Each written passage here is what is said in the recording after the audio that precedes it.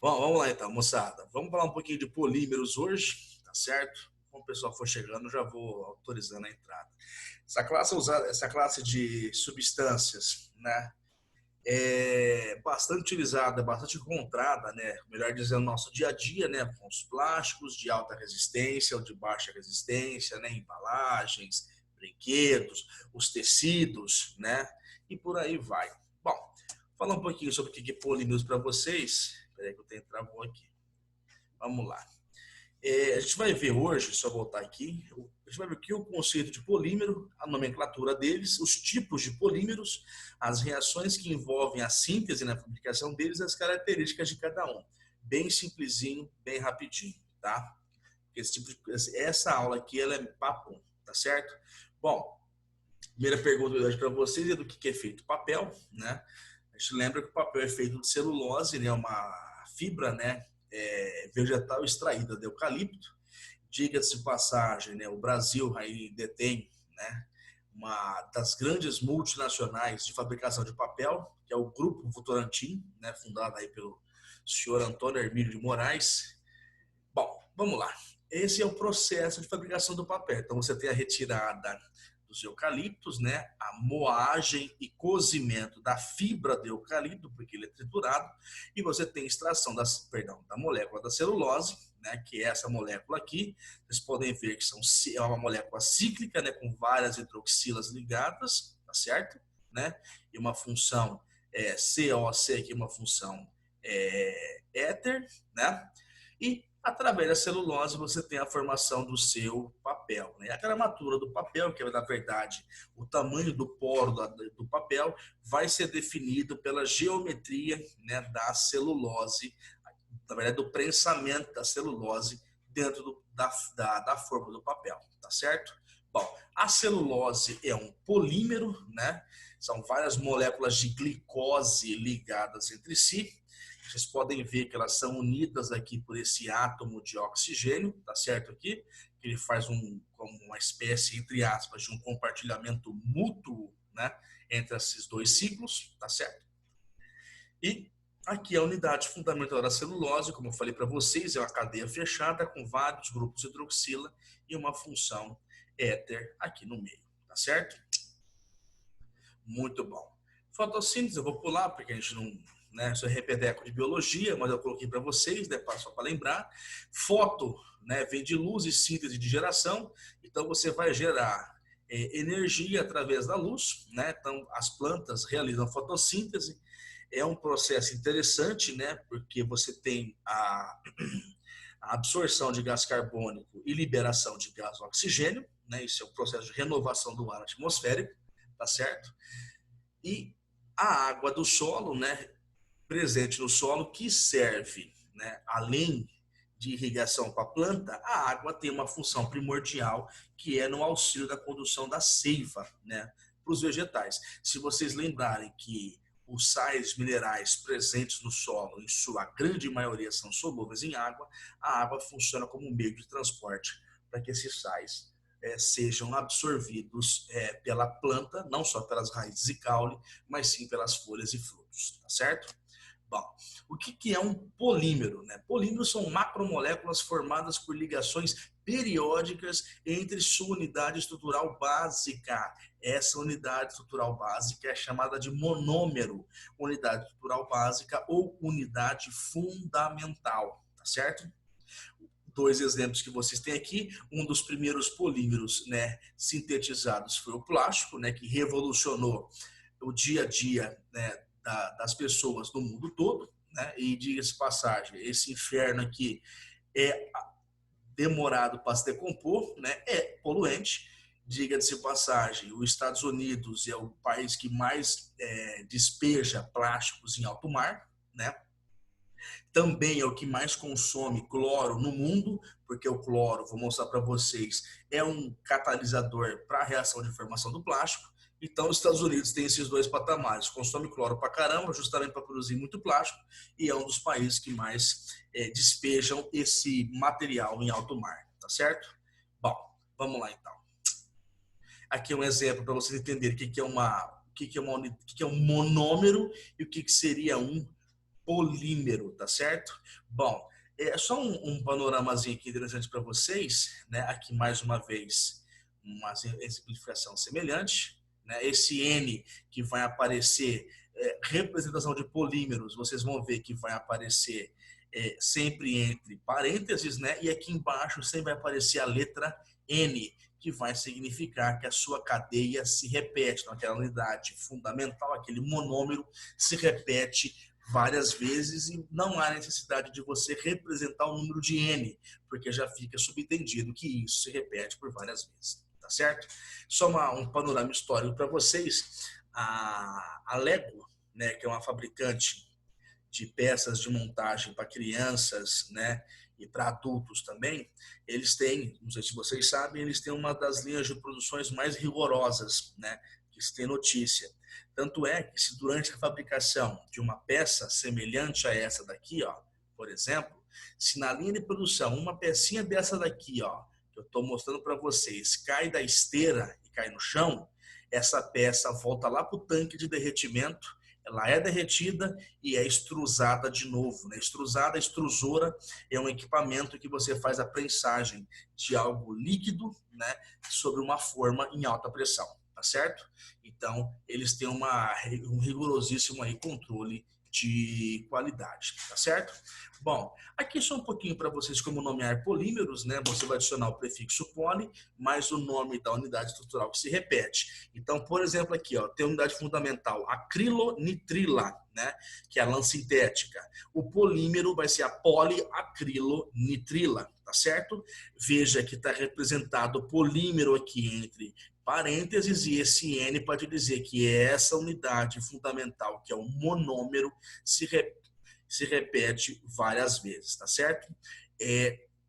Só uma observaçãozinha para vocês, né, bem sutil, mas que é importante, vocês vão entender. Vocês estão percebendo que isso daqui é uma estrutura que possui uma insaturação, uma ligação dupla entre carbonos? Vocês estão me escutando ainda, não estão? Sim. Sim. Beleza. Mais alguém chegou para entrar aí ou não? Não? Ninguém chegou? Eu acho que não, Igor. Não, beleza então, fechou. Vamos lá então, continuando.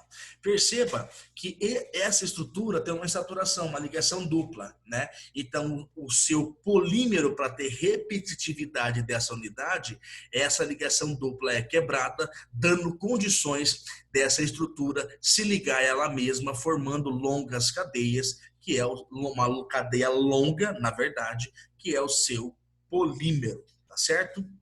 Bom, polímeros sintéticos, né? O próprio nome já diz, sintético é tudo aquilo que é feito em laboratório, né? São polímeros que foram sintetizados pelo homem, como por exemplo, eu vou trocar de posição isso daqui, gente, porque está atrapalhando aqui vocês, certo? Deixa aqui em cima quietinho. Bom, um exemplo aqui é o isopor, que é o poliestireno, que é essa cadeia aqui que possui, né, ligada a esse primeiro carbono, um benzeno. Toda vez que aparecer essa unidade aqui, vocês lembrem do isopor ou poliestireno.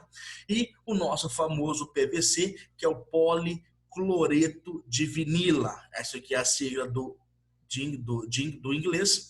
E esse é o policloreto de vinila. O próprio nome já diz. Cloreto é porque na sua unidade fundamental vai aparecer um átomo de cloro, que é esse cidadão aqui ligado a carbono, tá certo? Esse daqui é aquele famoso forro de PVC, que é usado muito em construções, né, para acabamento e etc, tá certo? Vamos lá. Próximos polímeros. Os polímeros naturais, a borracha, né? A borracha é extraída das seringueiras, né? No caso do Amazonas, que é o maior produtor de seringueira do Brasil, né? E é extraído de um jeito interessante, porque eles fazem uma raspagem numa dada região a uma certa altura da árvore e fazem riscas, como se fossem ranhuras, né? Ranhuras semelhantes às ranhuras de pistas de aeroportos, né? O que faz com que a borracha, com que o látex consiga percorrer essas ranhuras e seja extraído e coletado nesses baldes aqui embaixo, né?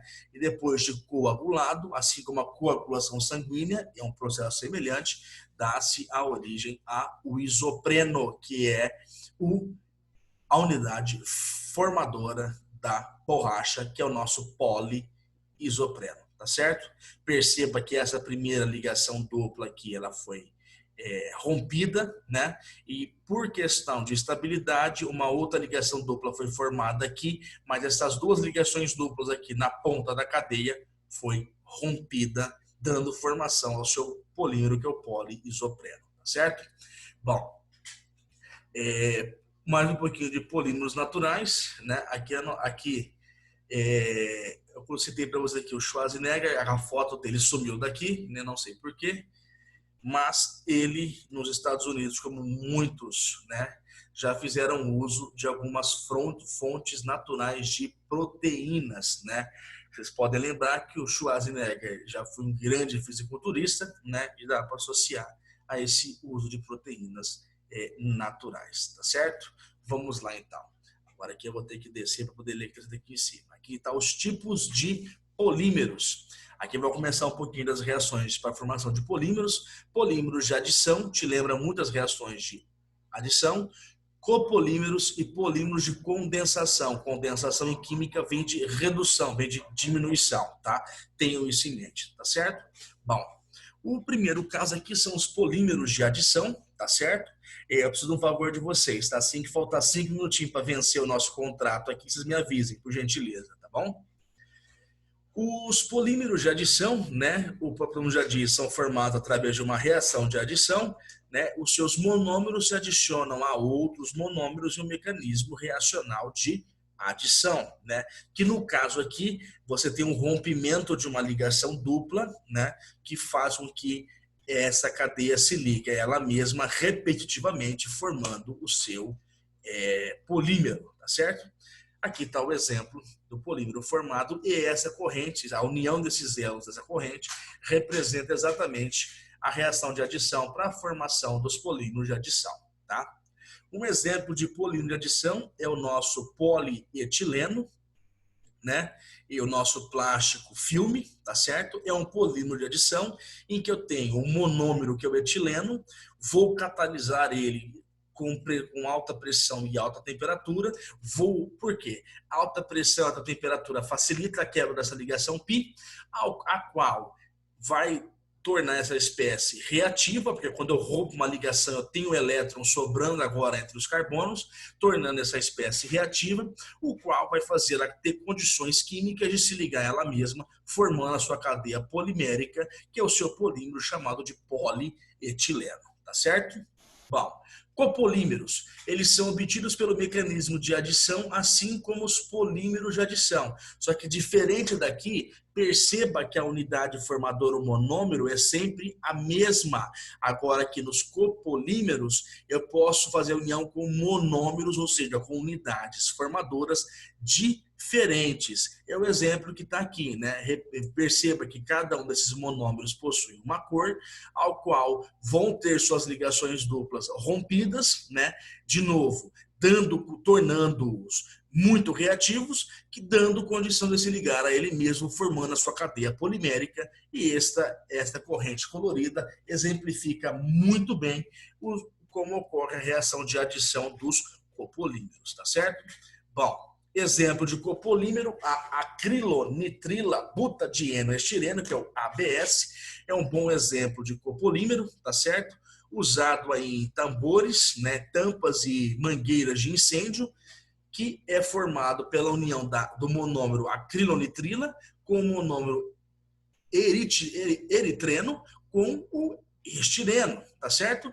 Catalisado com sódio, perceba que essa ligação dupla foi rompida, essa ligação dupla foi rompida, essa foi mantida por questão de estabilidade e essa ligação dupla foi rompida, formando, perceba, uma cadeia polimérica, que é o seu ABS. Veja que eu tenho 3 monômeros diferentes, formando então um copolímero, tá certo?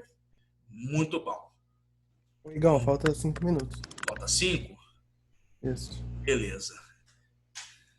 Deixa eu ver quanto que falta aqui.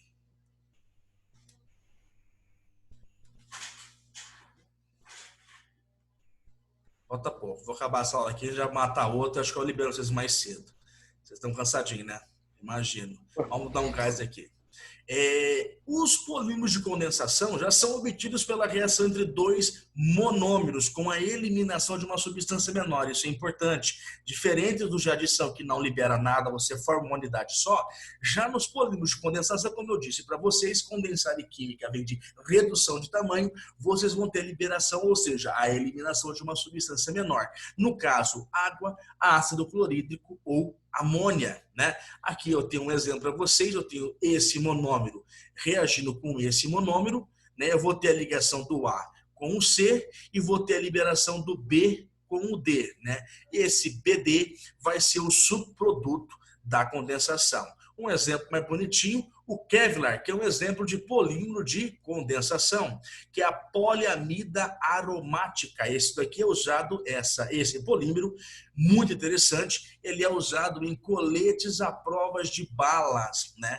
Como essa cadeia polimérica, perceba, tá vendo aqui, ó, que essa cadeia polimérica aqui de baixo da poliamida aromática, né? Eu tenho essa primeira cadeia que é aromática com uma hidroxila ligada. No final, na verdade, isso aqui é uma função ácido carboxílico e essa daqui também é. Nessa outra estrutura eu tenho uma função amina, certo? Uma amina aromática, né? Perceba que ao se condensarem, eu vou ter eliminação, tá vendo? Esse OH com esse hidrogênio, te lembra o quê? Água. Na formação do Kevlar, eu vou ter a eliminação de água. Então, polímeros de condensação sofrem reações de eliminação, tá certo? Um exemplo é o colete à prova de balas, que ocorre a eliminação de água, tá certo? Muito bom. Hoje, né, desenvolveram, só um parâmetro para vocês, desenvolveram aí um material mais resistente que o Kevlar, que é as fibras de carbono, que podem ser usadas para colete à prova de balas, muito mais leves, muito mais eficientes, só que o problema é que tem um alto valor agregado, tá certo? A baquite também é um exemplo de polímero de condensação, que é o tampo das mesas, né, geralmente antigas das escolas, né, que é a reação do monômero fenol com o formaldeído e com esse monômero aqui, formando o polifenol, que é o baquete, com eliminação de água também, tá certo? Bom, termoplásticos, elastômeros e termorrígidos, né? Termoplásticos, eles são flexíveis, são elásticos e são infinitamente moldados sob a ação do calor. São recicláveis, por isso que é chamado de termoplástico. O PVC, se você aquecer, ele vai dobrar. O PVC lembra dos canos comuns, né? Quando você esquenta, dobra. Só que lembrando, se você esquentar o PVC e ele dobrar, ele vai ter rachaduras, né? Fissuras na sua estrutura, o que vai enfraquecer as ligações daquela cadeia polimérica, deixando ele suscetível mais à quebra, tá certo? Aqui, o calor não quebra a ligação, mas enfraquece, né, essa ligação, tá certo? Bom, o termorrígido, me desculpem, são duros e quebradiços, né, mas têm formato, mas são resistentes à temperatura. Por exemplo, o baquelite, né, e eu falei baquete no outro, é baquelite, me perdoem, que é o tampo das mesas, e o bocal de luz, né, e os cabos de panelas, também precisam queimar o dedo, não derreter, eles são feitos de polímeros resistentes a alta temperatura. Tá certo? O elastômero são polímeros com características elásticas, né, como a borracha, que é o látex, né? Esse é o mesmo material da borracha do estilingue, né, que suporta altas deformações, tá certo? E eu acho que é só. E só para poder fechar para vocês, né, os polímeros, para se formarem, para adquirirem certas qualidades, são adicionados aditivos, né, industriais, e um grande problema disso são os resíduos gerados, né, e o tipo de